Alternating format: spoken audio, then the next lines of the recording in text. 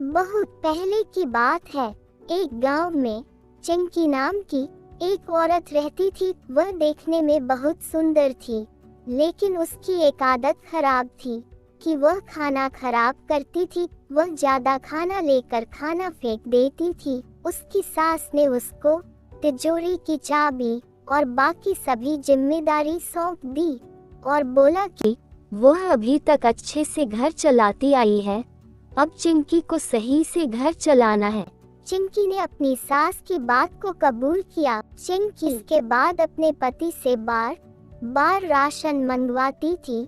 जब उसकी सास को इस बारे में पता चला तो वह चिंकी को बोली कि तुम महीने भर का राशन एक बार में क्यों नहीं मंगवाती। चिंकी ने बताया कि वह एक साथ मंगवाती है, लेकिन वह कम पड़ जाता है। चिंकी की सास ने इसके बाद पता लगाने के लिए कि राशन कहाँ जाता है, रसोई में थोड़ी नजर रखनी शुरू कर दी। कुछ दिन रसोई में देखने पर उसको पता चला कि चिंकी ज्यादा खाना बनाती थी, जिससे बहुत सारा खाना खराब होता था।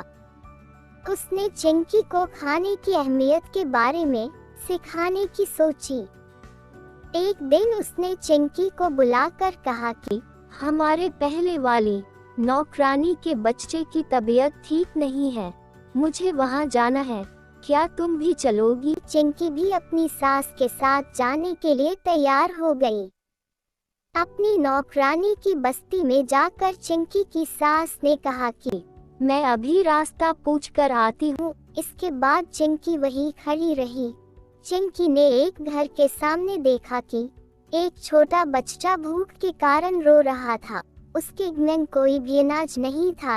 ये देखकर चिंकी को रोना आ गया। कुछ देर बाद उसकी सास आई और उसको अपनी नौकरानी के घर लेकर गई। नौकरानी के घर जाने पर उसका लड़का बीमार लेटा हुआ था।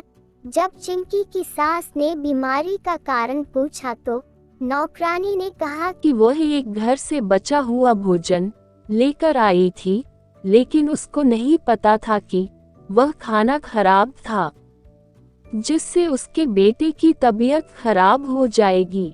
ये कहकर वह रोने लगी। कुछ देर के बाद चिंकी और उसकी सास अपने घर आ गई। घर आकर चिंकी बहुत उदास होकर बैठ गई। जब उसकी सास ने कारण पूछा तो चिंकी ने बताया कि मैं खाने को कितना बर्बाद करती थी और किसी को खाने के लिए 2 वक्त की रोटी भी नहीं है।